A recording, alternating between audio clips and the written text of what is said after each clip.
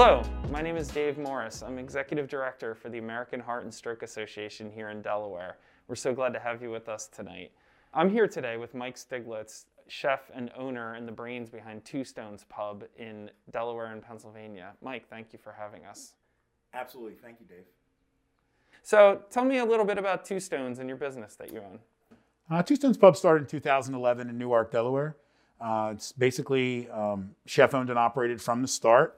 My vision there, along with one of my business partners, Ben Muse, was to open up a craft brew only beer bar that focused on fantastic food.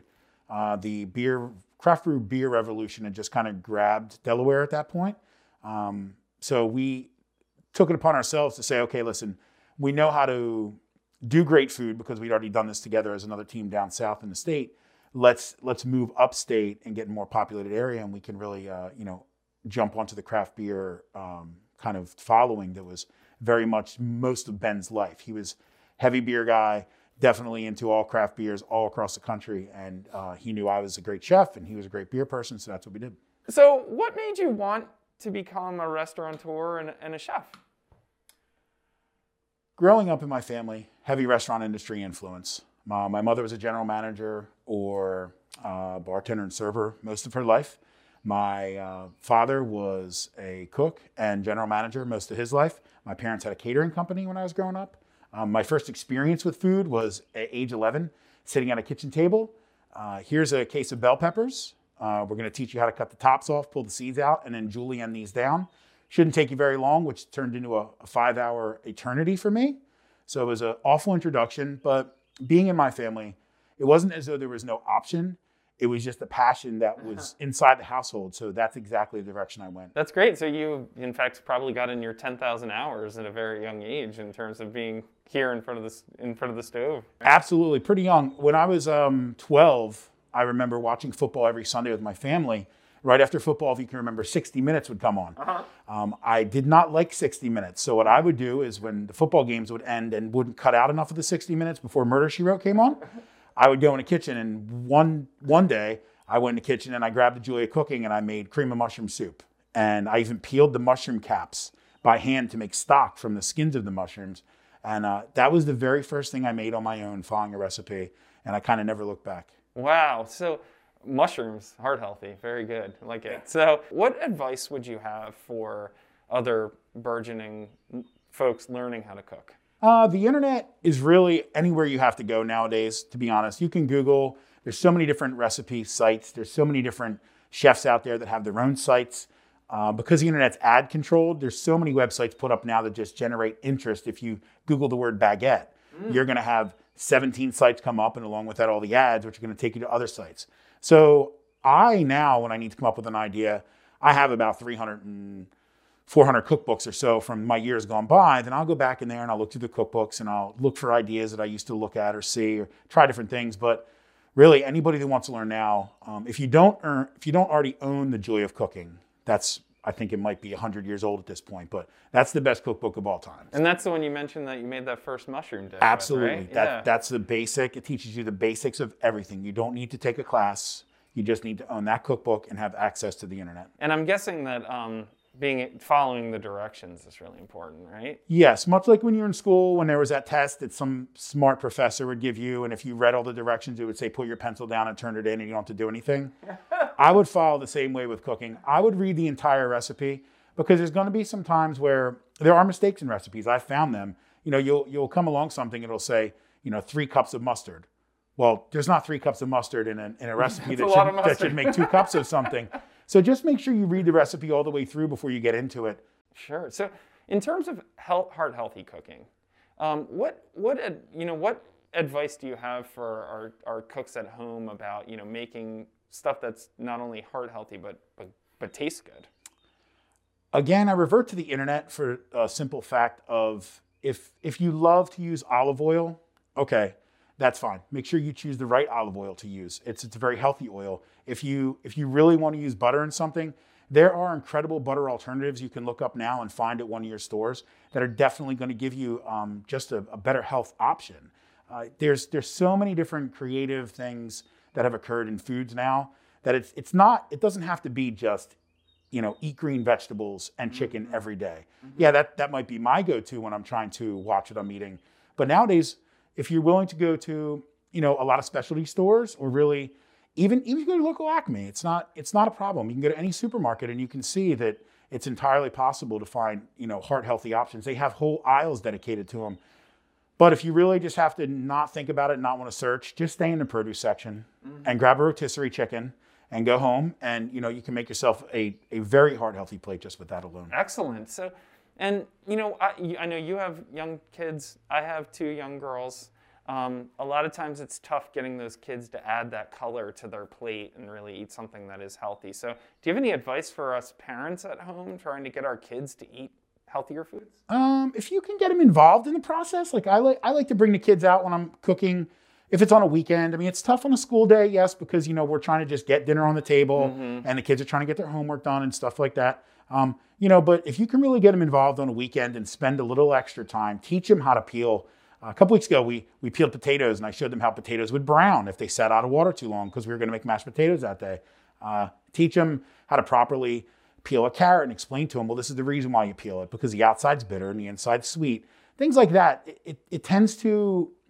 Kids are sponges. They're learning every day. And if you can teach them about something, they're more apt to absorb it. And even if it's about a vegetable, like they were amazed when I showed them how if you put a lid on a pot of green beans cooking, the green beans would come out army green or brown. But if you would boil them in water and let the acids and everything evaporate out with the steam, they would stay bright green if you shock them in cold water afterwards. And they're just like, wow, why does that happen? And I just fooled them into eating string beans. So it's really that's what happens. Yeah, you did. Good job by you. But they don't want to eat brown string beans. And that's kind of the fight you have too. And you have to choose between frozen, canned, and fresh. Fresh is best. Frozen is second. And canned is, if you're in a pandemic and you're just grabbing stuff off the shelves, canned's fine. Yeah. But the rest of the year, it's all good for you. That's right. That's right. And the Heart Association recommends no matter what type it is. Yeah. Really. So tell us, what are we making today? Okay, why don't you swap sides with me and we'll go over the ingredients where you're going to be helping me cook today. So today we're going to be doing a roasted mushroom goat cheese croustade. It's going to be on a mini French baguette. And to do so today, we're going to have a bunch of ingredients here.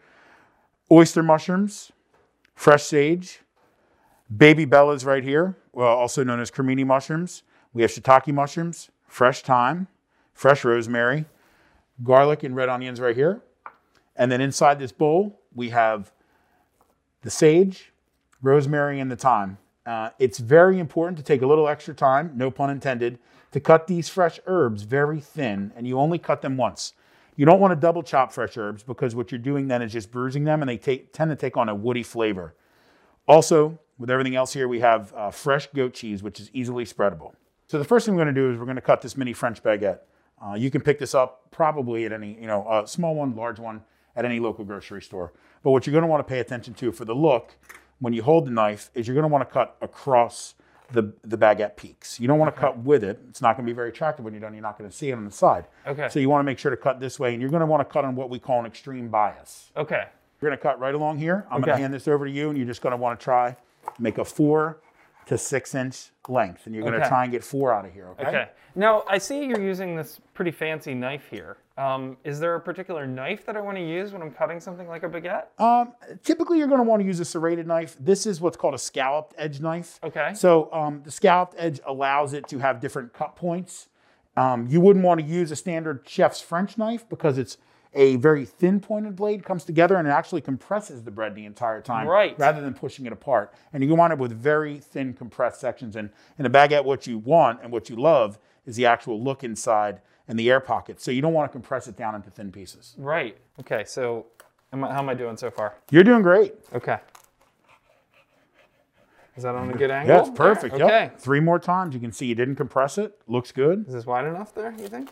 Yeah. Awesome.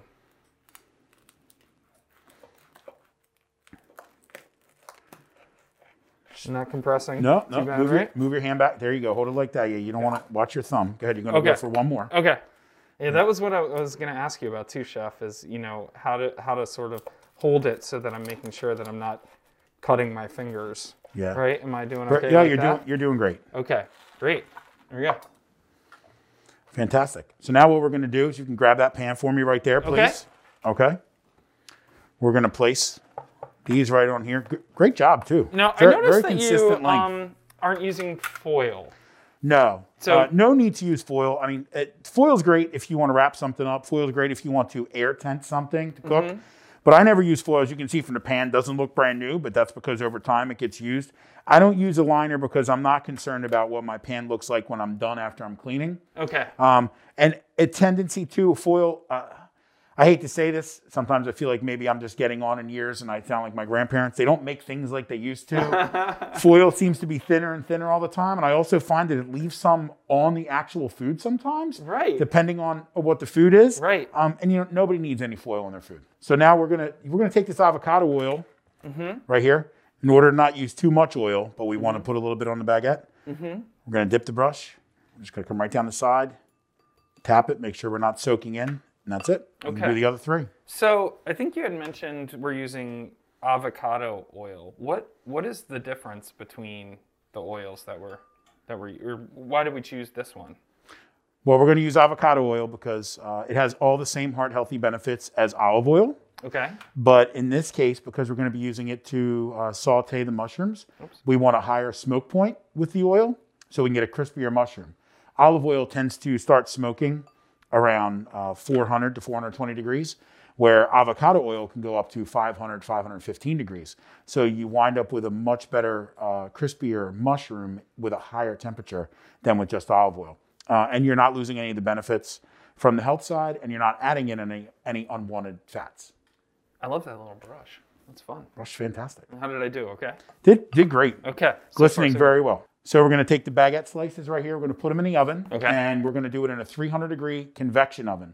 If you don't have a convection oven, you can do it 325 degrees in a conventional oven. 8 to 10 minutes. What we're looking for is it to just brown up around the edges slightly. We're not looking for them to stay in there too long because then they're going to dry out. Even with the avocado oil on, you'll get some browning, but you stay in there too long and you're going to get a little bit too crispy when you're trying to eat them too hard. Okay.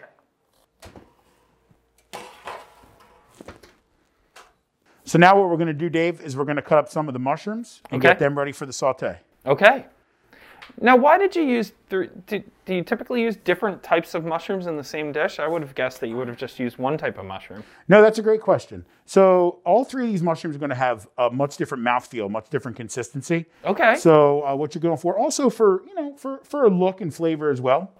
But, with the oyster here, the reason why it's called an oyster mushroom, if you can kind of visualize in your mind, it tends to, as it cooks down, you're not going to get a lot of crisp on an oyster mushroom. You're going to get a very nice kind of a fleshy, moist mushroom when it's cooked, kind of like an oyster.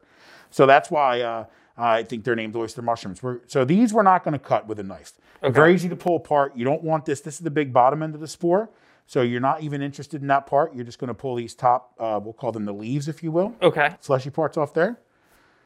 And then here with the cremini, also known as a baby bella, yes, you can use the whole thing. You can use the stem and everything. So what I like to do... Same knife? Same knife. Okay. What I like to do is just cut straight through like this. So I'm going to leave that for you to get there when we get to that point. Okay. All right.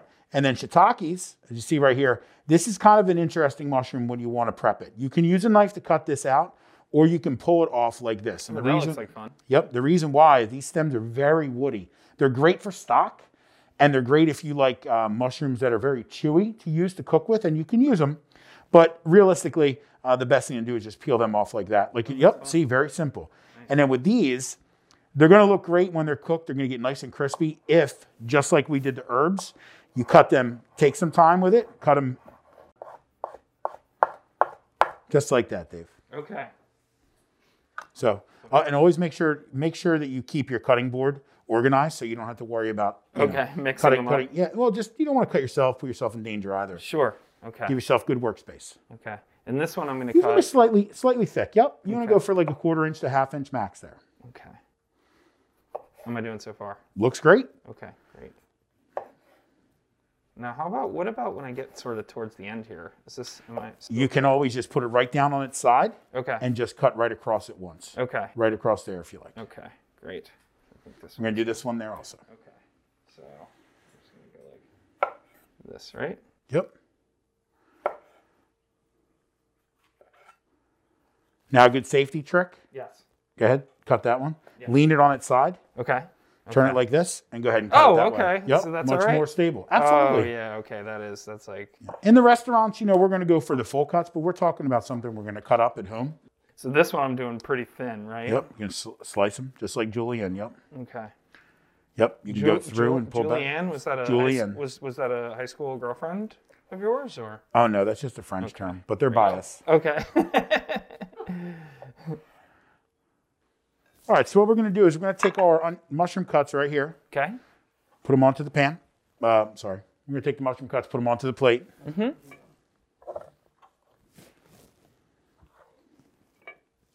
I'm going to move this over along with the garlic and the onions Okay.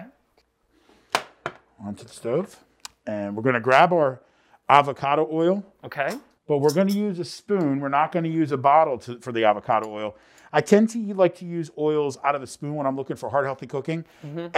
A bottle you can't really control, and the bottle's dark, so you don't know how much oil's coming out, and all of a sudden, oh, there's too much in there, but Right. you're not worried about it, but it's basically useless fat at that point. So we're just going to drizzle a little avocado oil in here. You can see Okay. there's not a lot. Right. It's barely even a full teaspoon. I'm definitely using too much oil. Absolutely, especially in a nonstick pan. Right. And you can see how the oil just really quickly glides across the bottom. That's how you know your pan is actually it's warm enough. So now we're going to add the garlic, a little bit of garlic here, Okay. and we're going to add some onions. Now, if you already have sizzling like that, you're plenty hot. Okay. Because again, we're not trying to get a whole lot of brown right off the bat. Okay.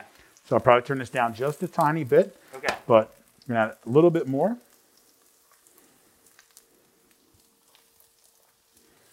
Do some cracked black pepper in there. Okay. All right. Season the entire time, not just when you have the onions in, not just when you have the mushrooms in, but both. Now you can see right there, we're starting to get some color. Yes. So that's good, but we have to be careful because it's going to go from light brown to dark brown bitter real quick. Okay. So we're going to add in the mushrooms now. Okay. First mushrooms we're going to go in with are the shiitake mushrooms. Okay. Okay. The reason why is they are the most dry on the whole plate. So we want to put them on the bottom because they're going to get crispy quick. I was wondering, I saw you had made sure to keep the mushrooms Separate. Absolutely. Okay. Oyster mushrooms are going to release a lot of liquid as soon as they hit the pan. Really? Creminis will as well. Now you can see looking in there, you can't see barely any oil now. Mushrooms are going to absorb a lot. But here again is the reason why I like to use a spoon. We'll go around the edge, add a tiny bit more, okay? Because we still do need to have our fat in there to cook with, but not too much. Okay.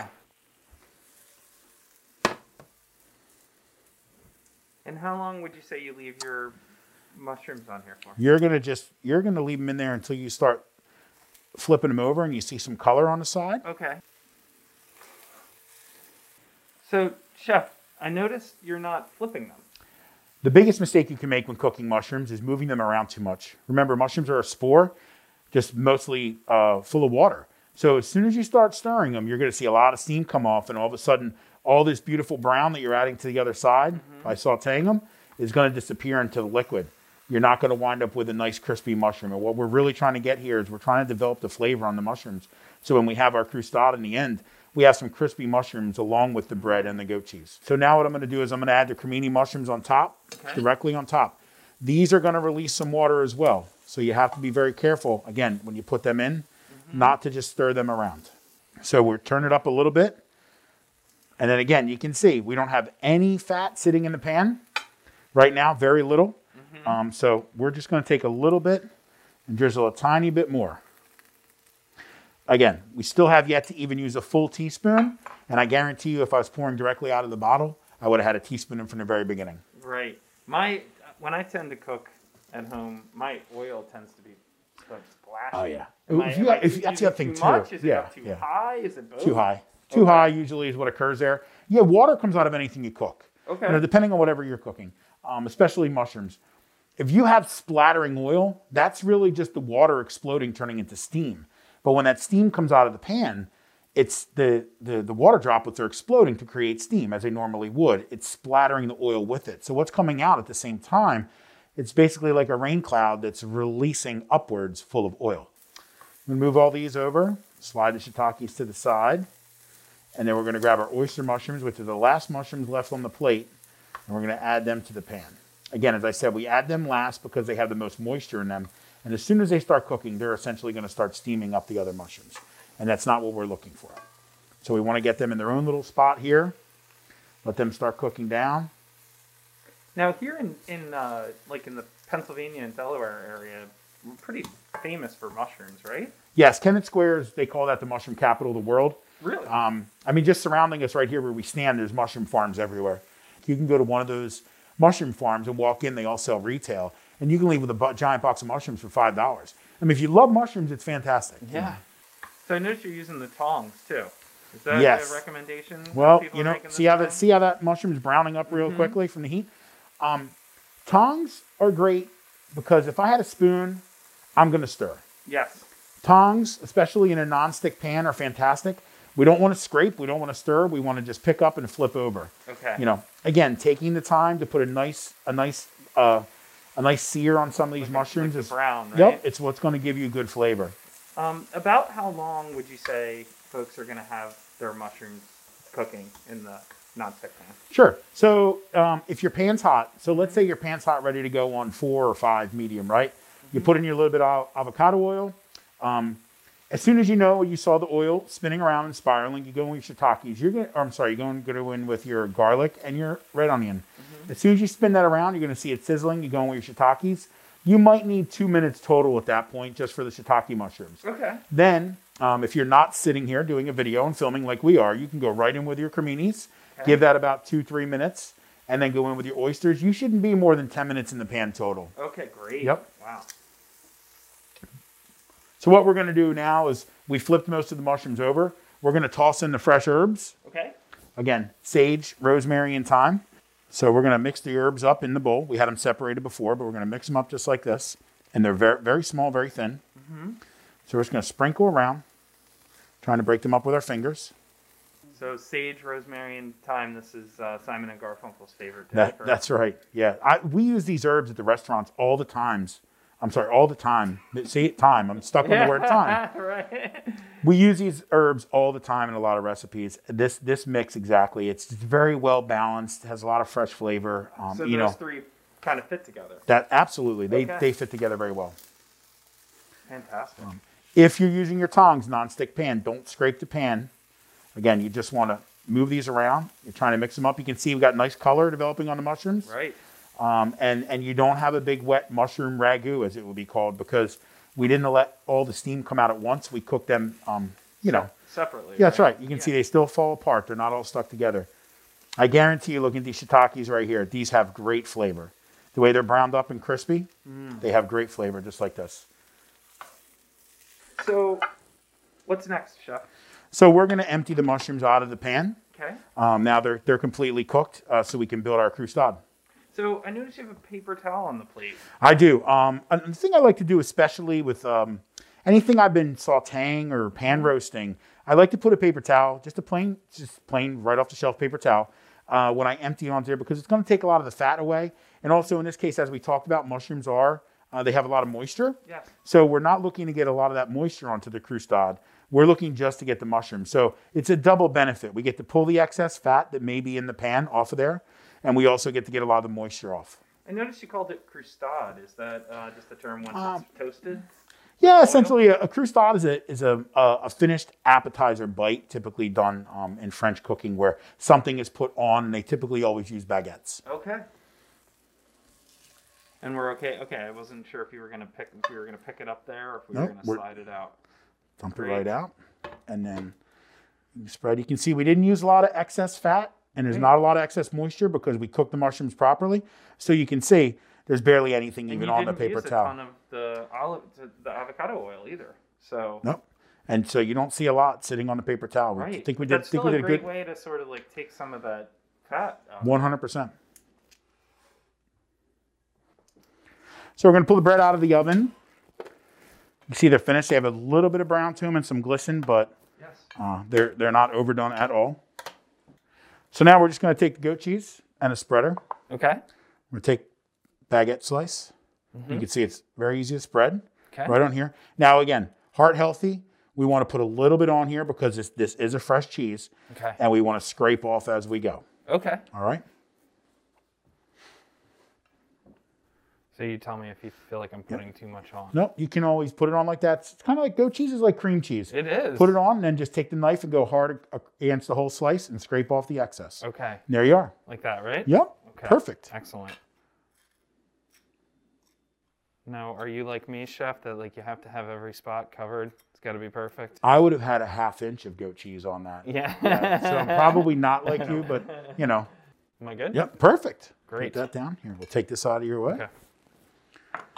All right. And we're going to grab the mushrooms. Okay. Now, basically, at this point, it's how much do you love mushrooms or how much do you not? You could very simply put just a few on here. Right. You know, but if this is going to be your plate at home and you're going to sit down and enjoy it, you can just take a whole spoonful and go right on top. But if we're going to present it nicely, we're just going to go right down the edge like this. You know, they're going to be full of flavor because of the way we cook them, and the herbs are really going to help.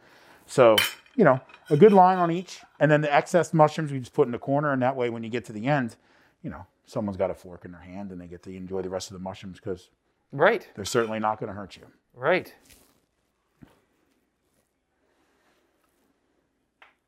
What do you think? Am I going a little heavy on them? No, they're all going to wind up on the plate. Right. Oh, look at that. Yep. That looks fantastic. And I mean, this is pretty quick too. Yeah, it should take you a total of 10 minutes. You know, from start, maybe 20 once, even. Yeah, with once prep, right? The pan with the prep, 20 minutes. But once the pan's hot and you're cooking, it should take you 10 minutes. What we'll do is go back in our bowl of the fresh herbs, and we're just going to go right across the top just for an added little zing.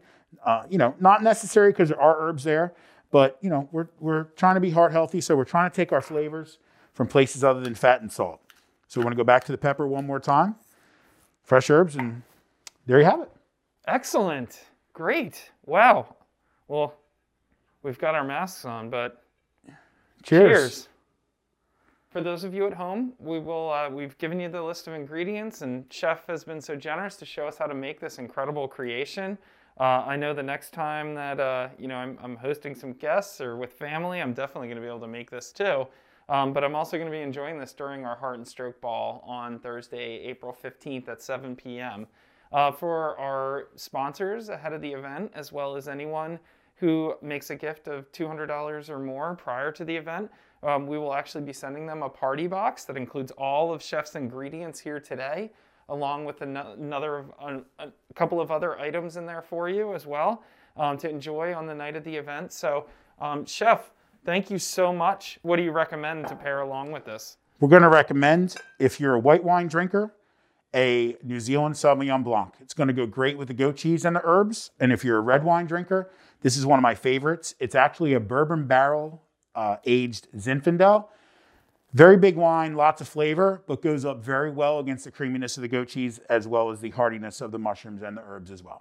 Thank you, Chef, once again. Thank you. And thank you to everyone for joining us for tonight's event and for supporting the Heart and Stroke Association and helping us save lives here in Delaware. Cheers.